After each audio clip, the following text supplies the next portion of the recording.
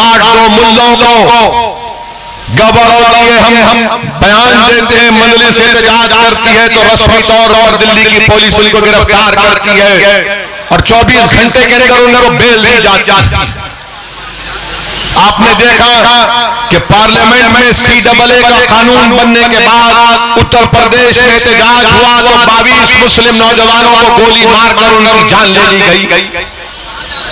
लखनऊ से लेकर रामपुर से लेकर हर जगह पर 22 लोगों की जानें चले गई पुलिस फायरिंग में, और उनको गोली लगती है पैर पर नहीं, सीने पर, सर पर गोली लगती है। ये मैं नहीं कह रहा हूं, सुप्रीम कोर्ट के रिटायर्ड जज जस्टिस सुदर्शन रेड्डी और दिल्ली हाई कोर्ट के जस्टिस AP शाह की रिपोर्ट कहती है कि मुसलमानों को टारगेट किया गया गोली मार।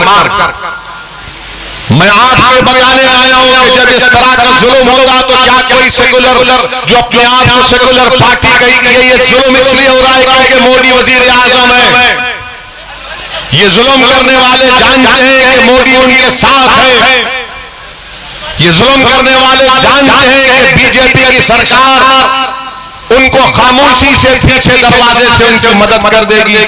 मगर जहां पर ये जुल्म होता है जो भारत के संविधान के खिलाफ है, जो भारत को कमजोर करने की एक साजिश है, ये नाम निहाद सेकुलर पार्टी कोई आवाज नहीं उठाते। चाहे वो समाजवादी हो, चाहे वो BSP हो, या फिर ये पुरानी कांग्रेस पार्टी हो, इनकी जबानों पर ताला लग चुका है, कुछ नहीं कहते। CAA का कानून आया तो आवाज नहीं उठाए।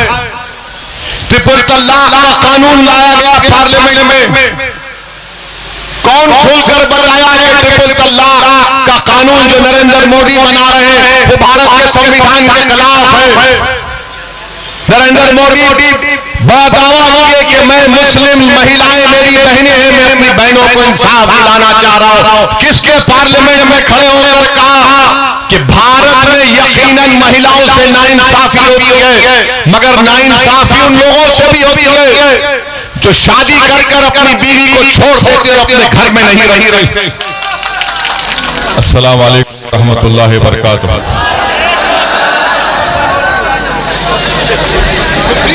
बाराबंकी के सदर मजलिस इत्तेहादुल मुस्लिमीन कुंवर जामी साहब, अब्दुल्ला हुसैन साहब, फैज चौधरी साहब, फारूक हसन साहब, सज्जाद हुसैन साहब, आसिफ उस्मानी साहब, फैसल मलिक साहब,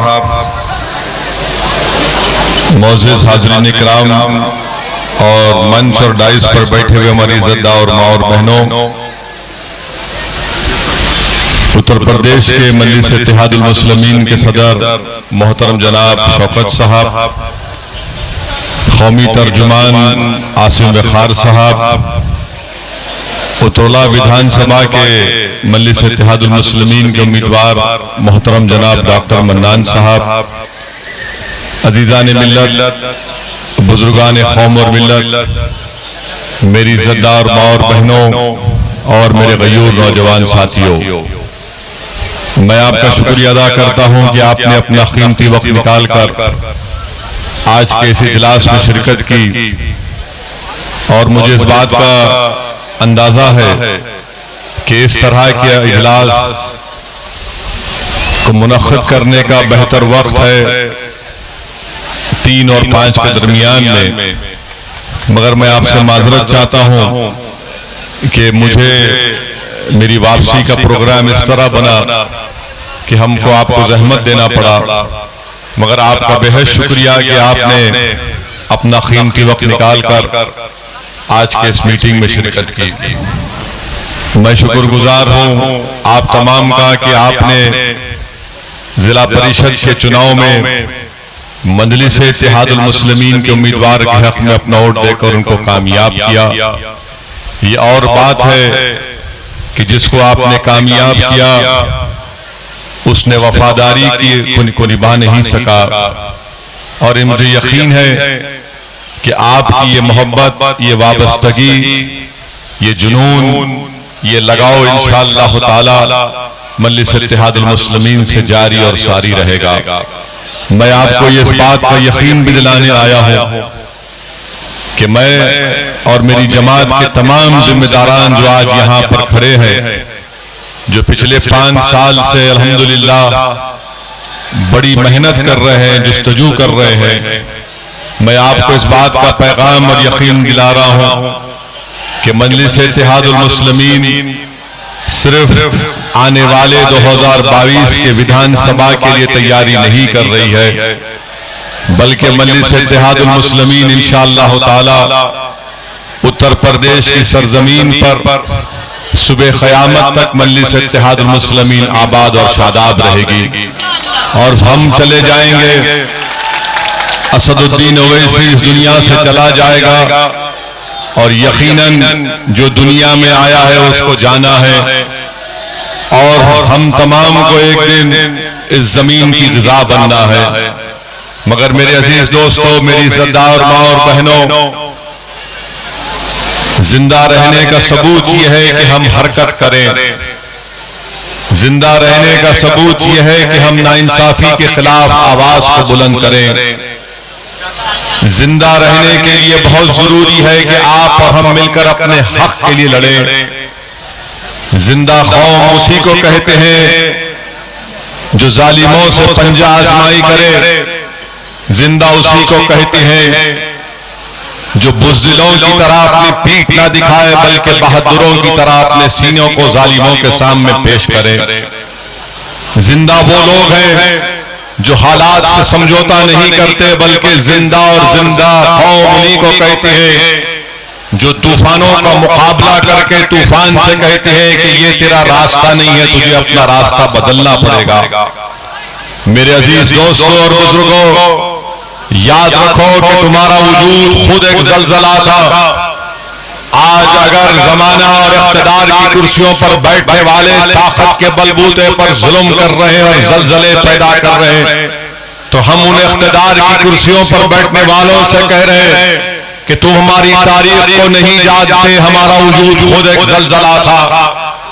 और हम वो हैं जो बातिल से कभी समझौता नहीं किए। हमने हमेशा, हमारे बुजुर्गों ने, हमारे असलाफ ने, हमारी तारीख गवाए कि हमारे नबी की सीरत गवाए कि हमको ये तालीम दी गई कि हमेशा हक की सरबुलंदी के लिए काम करो, बातिल से समझौता मत करो, कमजोरों का साथ दो, यतीमों पर रहम करो, बेवाओं को हिम्मत दिलाओ और सब मिलकर एक सही रास्ते पर अपने काफिले को लेकर आगे बढ़ो। मेरे अजीज दोस्तों और बुजुर्गों, मैं इस बात का इकरार करता हूं कि 2014 से जब से मुल्क में बीजेपी की हुकूमत बनी, जब से इस मुल्क के प्रधानमंत्री नरेंद्र मोदी बने, एक मंसूबाबंद तरीके से इस मुल्क के सेकुलरिज्म को कमजोर करने की पूरी कोशिशें की जा रही हैं। जब से नरेंद्र मोदी की हुकूमत बनी, उस वक्त से ये पूरी कोशिश की जा रही है कि भारत का ये जो सेकुलरिज्म है, भारत की जो खूबसूरती है भाईचारगी की, उसको तब्दील करके इस मुल्क को हिंदुत्व राष्ट्र में तब्दील किया जाए। मैं इस बात का इकरार भी करता हूं, मुझे आप जानते भी हैं कि कभी बाब लिंचिंग के नाम पर खास तौर से मुस्लिम और दलितों को निशाना बनाया जाता है। हमने देखा कि जब इखलाक को मारा गया था यही उत्तर प्रदेश में, मुझे अच्छी तरह याद है कि मैं और जनाब शौकत साहब इखलाक के घर को मिलने गए थे। मेरी आंखों में आज भी इखलाक की मां की मायूसी है कि कैसे उसके घर में घुसकर उसी के घर के आंगन में उसको पीट पीट कर खत्म कर दिया गया। जमाने ने देखा कि पीलू खान को रोड पर मारा गया, दुनिया ने देखा कि अकबर खान को मारकर उसके जिस्म को जलाकर उसका वीडियो बनाया गया। मुल्क ने देखा, बल्कि सारी दुनिया ने देखा, मीडिया ने दिखाया कि झारखंड में अलीमुद्दीन अंसारी को सरे बाजार पीटा गया। ऐसे कई वाकयात रोनुमा हो रहे और ये करने वाले वीडियो बनाते हैं जो इस मुल्क के सेकुलरिज्म को, इस मुल्क के संविधान को कमजोर करते हैं। इस तरह का वीडियो बनाकर ये पैगाम देना चाहते हैं खास तौर से कमजोर लोगों को, खास तौर से मुस्लिम अक़लियत को और दलितों को कि देखो हम अब ताकत में आ चुके हैं, हम अपनी मनमानी कर सकते हैं। और यही वजह है कि जुल्म करने वालों के खिलाफ कभी कोई एक्शन नहीं लिया जाता। बहुत चीख पुकार होती है तो रस्मी तौर पर उनको गिरफ्तार करके 24 घंटे में उनको बेल दी जाती है। इसकी मिसाल यह है कि पार्लियामेंट में 200 गज के फासले पर ये तमाम आरएसएस की ज़हनियत रखने वाले लोग एक धरना देते जंतर मंतर पर, और वहां पर एक नारा लगाते हैं कि काट दो मुल्लों को। गड़बड़ होती है, हम बयान देते हैं, मजलिस एहतजाज करती है तो रस्मी तौर पर दिल्ली की पुलिस उनको गिरफ्तार करती है और 24 घंटे के अंदर उनको बेल दी जाती है। आपने देखा कि पार्लियामेंट में CAA का कानून बनने के बाद उत्तर प्रदेश में एहतजाज हुआ तो 22 मुस्लिम नौजवानों को गोली मारकर उनकी जान ले ली गई। लखनऊ से लेकर रामपुर से लेकर हर जगह पर 22 लोगों की जानें चली गई पुलिस फायरिंग में, और उनको गोली लगती है पैर पर नहीं, सीने पर, सर पर गोली लगती है। ये मैं नहीं कह रहा हूं, सुप्रीम कोर्ट के रिटायर्ड जज जस्टिस सुदर्शन रेड्डी और दिल्ली हाई कोर्ट के जस्टिस AP शाह की रिपोर्ट कहती है कि मुसलमानों को टारगेट किया गया गोली मारकर। मैं आपको बताने आया हूं कि जब इस तरह का जुल्म होगा तो क्या कोई सेकुलर जो अपने आप को सेकुलर पार्टी कहती है, ये जुल्म इसलिए हो रहा है क्योंकि मोदी वजीर आजम है। ये जुल्म करने वाले जानते हैं कि मोदी उनके साथ है।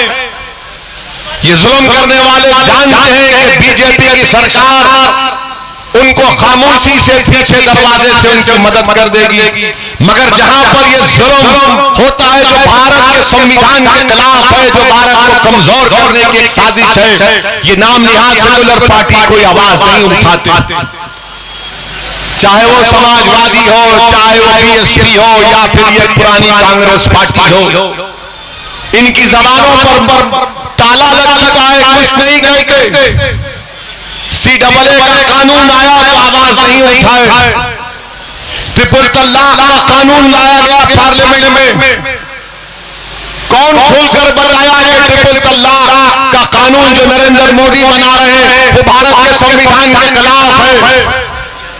नरेंद्र मोदी बड़ा दावा किए कि मैं मुस्लिम महिलाएं मेरी बहनें हैं, मैं अपनी बहनों को इंसाफ दिलाना चाह रहा हूं। किसके पार्लियामेंट में खड़े होकर कहा कि भारत में यकीनन महिलाओं से नाइंसाफी होती है, मगर नाइंसाफी उन लोगों से भी होती है जो शादी कर अपनी बीवी को छोड़ देते और अपने घर में नहीं रही। मैंने फिगर्स पेश किए हुकूमत के, भारत सरकार खुद कहती है कि 33 लाख से ज्यादा ऐसे महिलाएं शादीशुदा हैं जो शादीशुदा हैं मगर अपने पति के साथ, अपने हस्बैंड, अपने शौहर के साथ नहीं रहते। जब ये सवाल किया तो बीजेपी चराहा हो गई, बोले कैसे उसको संविधान के खिलाफ कर रहे हैं। मैंने उनको याद दिलाया कि सुनो, तुम बड़ी मोहब्बत की बातें कर रहे हो, मेरी गुजरात की भाभी का क्या होगा बताओ। तो फौरन गुस्से में आ गए। आप बताइए खुलकर क्यों नहीं बोलते भारत की पार्लियामेंट में? हमने संविधान को सामने रखकर कहा कि यह संविधान के खिलाफ है। ट्रिपल तलाक का कानून औरतों पर और जुल्म करेगा, वो छोड़ देगा अपनी बीवी को और भाग जाएगा। ऐसे ही हो रहा है आजकल, ऐसे ही हो रहा है आजकल, और मजीद जुल्म हो रहा है हमारी बहनों के ऊपर, क्योंकि कानून मोदी बनाए, और ऐसा कानून बनाए मोदी कि मर्दों को और ताकत दे दिए। कैसे ताकत दे दिए कि अगर कोई मर्द अपनी बीवी को 3 मरतबा तलाक कहता है तो कानून ये कहता है कि तलाक नहीं हुआ। तो मैंने पूछा जब तलाक नहीं हुआ तो केस किस बुनियाद पर और जेल में किस बुनियाद पर डाल रहे हो? तो मोदी हुकूमत ने कहा कि उसको नहीं बोलना चाहिए। अरे मैंने कहा जब जुर्म नहीं हुआ तो केस किसका? तो जेल में जाएगा, और जेल में जाएगा तो बेल नहीं होगी, और अगर कोर्ट सजा देगा 2 साल की तो 2 साल तक हमारी बहन इंतजार करेगी कि जब वो जेल से निकलेगा तो जेल के सामने हमारी बहन खड़े होगी और बैंड बाजा होगा और बाजे वाले गीत गाएंगे कि बहाओ फूक बरसाओ मेरा महबूब आया है।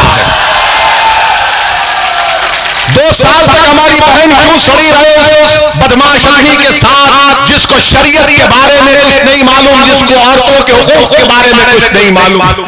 अब क्या कर रहा है ये मर्द? कुछ नहीं बोल रहा, घर से अपनी बीवी को निकाल रहा और फेंक रहा है। कहां गए मोदी? कहां गए ये तमाम बड़े बड़े बुलंदांग दावे करने वाले जो टीवी पर बैठकर ये मोदी की चमचागिरी करने वाले लोग, जो महिलाओं को बिठाकर बोलते देखो इनके जुल्म और आवाओ ना तुम कहां है। हमने इस कानून के खिलाफ कहा। मैं सलाम करता हूं हमारी मां और बहनों को जिन्होंने पूरे मुल्क में पूरे मुस्लिम महिलाओं ने उस कानून के खिलाफ 8 करोड़ से ज्यादा महिलाओं ने दस्तखत करके प्रधानमंत्री वजीर आजम से कहा हम इस कानून को रिजेक्ट करते हैं। एक और कानून बनाया गया, CAA का कानून, शहरियत का कानून, मजहब की बुनियाद पर बनाया गया। हमने कहा ये बाबा साहब अम्बेडकर के बनाए हुए संविधान के खिलाफ। पूछिए लोगों से, ये समाजवादी BSP से कानून की मुखालिफत कैसे करते ये लोग? अखिलेश यादव तकरीर कर रहे हैं CAA के कानून के ऊपर और बोल रहे हैं कि मैंने लखनऊ हाईवे बनाई, उस पर जेट उतार दिया। पार्लियामेंट में बहस हो रही है शहरियत के कानून पर और मोहतरम अपनी रोड का जिक्र कर रहे हैं। ये इनका रवैया। किसने कहा कि यह कानून संविधान के खिलाफ है? संविधान में मजहब की बुनियाद पर कानून नहीं बनाया जा सकता। किसने पूरी पार्लियामेंट में मोदी के 300 MP के सामने हमने इस कानून को बताया काला कानून है? जिस तरह महात्मा गांधी ने उस वक्त के साउथ अफ्रीका में सफेद शाह हुकूमत के गलत कानून को फाड़ा था, जलाया था। मैंने कहा कि मैं गांधी को देखकर इस कानून को मोदी के सामने फाड़ता हूं, यह कानून को रिजेक्ट करता। और तुम मुझे फिरका परस्त कहते, तमाम लोग कहते हैं वो इसी फिरका परस्त है।